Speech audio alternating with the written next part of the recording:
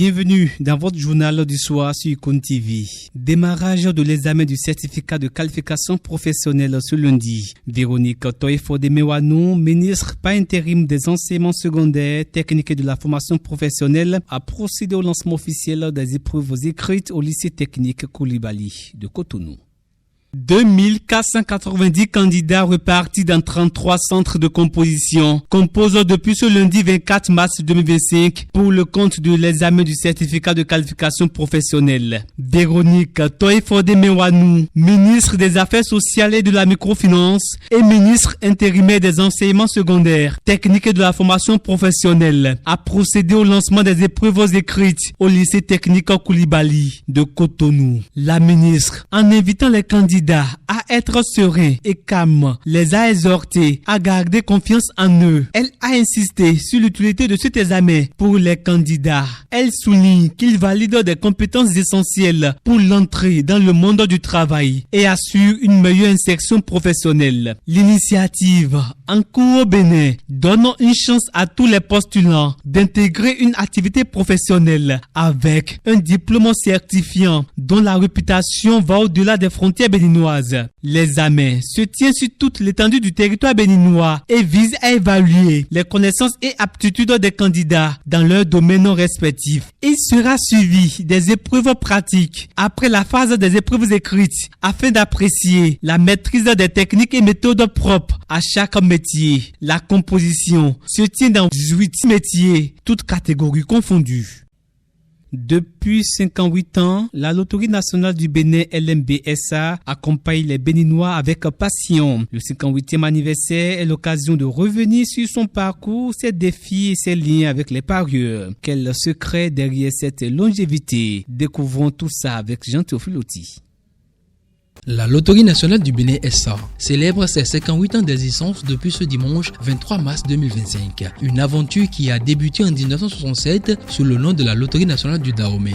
Depuis sa création, la LNB-SA s'est positionnée comme un pilier essentiel du développement économique et social du pays en finançant des investissements publics grâce à l'exploitation de jeux de hasard et de paris. Au fil des décennies, la LNB-SA a su s'adapter et diversifier son offre, contribuant significativement au financement d'infrastructures culturelle et sportive à travers le Bénin. Cet engagement envers le progrès collectif se traduit par des actions concrètes qui viennent renforcer le tissu social du pays. Une étape marquante dans l'histoire de la LNB a été son introduction en octobre 2024 sur la bourse régionale des valeurs mobilières BRVM. Cette opération, ayant mobilisé entre 33,6 et 43,2 milliards de francs CFA, a non seulement renforcé la position financière de l'entreprise, mais également sa capacité à jouer un rôle central dans le développement économique national. Transparence, intégrité et engagement envers le bien-être collectif sont les valeurs fondatrices de la LNB-SA, incarnées dans son slogan « Les lots aux gagnants, les bénéfices à toute la nation ». Cette philosophie témoigne de la volonté de l'entreprise d'offrir des opportunités aux citoyens tout en œuvrant pour le financement de projets d'envergure. Les ressources générées sont judicieusement investies dans les projets structurants qui visent à améliorer le cadre de vie des Béninois.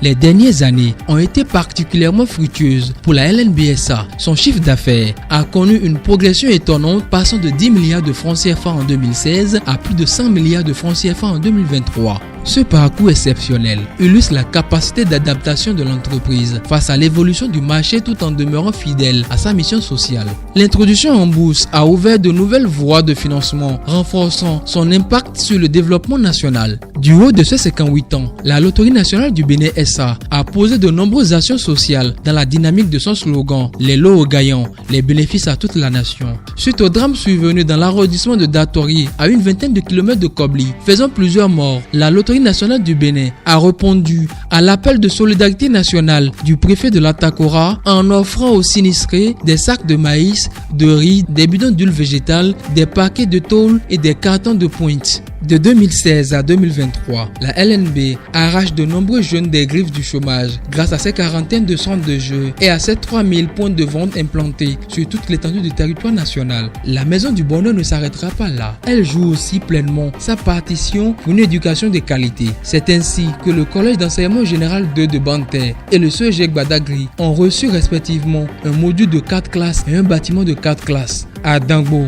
un centre d'éducation et de divertissement a été mis en service pour l'épanouissement de la jeunesse. Dans les départements de l'Atlantique et du littoral, la LNB a procédé à une remise de kits aux éclaireurs pour faciliter la traversée de la voie aux élèves. La Loterie nationale du Bénin SA est également le premier partenaire de l'Institut mathématique et de sciences physiques de Dangbo depuis 1990. Elle soutient notamment le championnat national de mathématiques et de sciences physiques et le concours Miss Mathématiques Physique Chimie, dont l'édition de cette année a connu son épilogue le vendredi 8 novembre 2024 par la cérémonie de remise de prix aux lauréats. D'autres actions sociales sont inscrites au chapitre des réalisations de la LNB.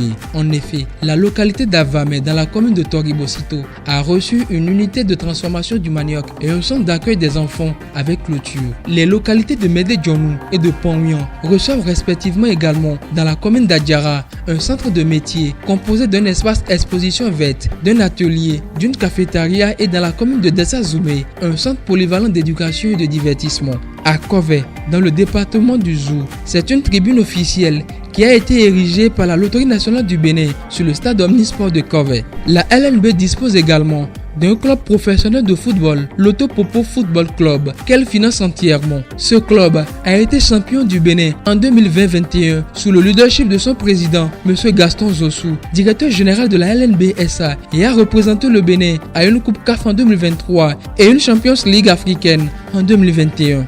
À l'occasion de ce 58e anniversaire, la LNB SA réaffirme son rôle d'acteur clé dans le développement économique et social du Bénin. Les festivités pour célébrer cet événement s'étendront sur une semaine, marquée par une série d'activités symboliques témoignant de la vitalité et de l'engagement continu de l'entreprise envers la prospérité du pays et le bien-être de ses citoyens. La LNB SA est plus qu'une simple institution, elle est une véritable levée d'enthousiasme et d'opportunités pour tous, engagée à bâtir un avenir radieux pour le Bénin.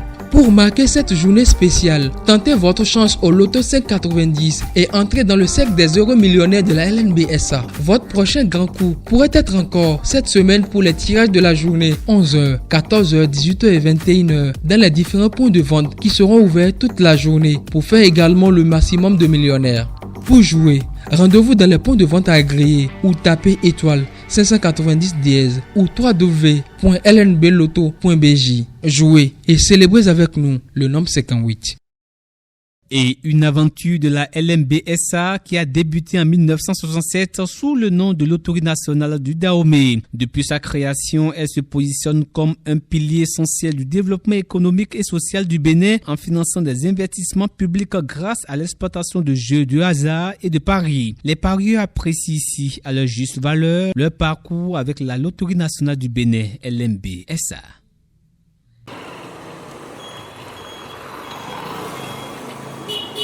Oui, j'ai gagné une fois. J'ai gagné des fois, c'est pas une seule fois, des fois. Le plus gros sou, c'est 50 000 que j'ai gagné. En tant que les gens gagnent, mais devant moi, les gens gagnent. À la LNB, des gros sous. Moi, je n'ai pas encore gagné comme ça. RMB erotoa me gbesoa erotoa me die eli edeme li town me ho lewe ko se vivio bi to mi me yo pa vule wa bi o me do 500 di o yi 75 000 bo so to go me but 17 euros be le yo mi bon yi o pe mo mblo yo enaton bon yi 15 000 on fi yen continuer de ne on kaka je di on we ka wa nu mi e wa nu mi bon san ba nton popon choku wa RNB sin côté yo ma problème pour le moment dion keke de coin de yo RNB sin ko de me town nous avons attendu RNB sin ko be we de me donc ni ko en ligne na bi de be yin la bi ya bon wa gogo na bo keke de kun de dion pour nous RNB sin ko keke de me quoi.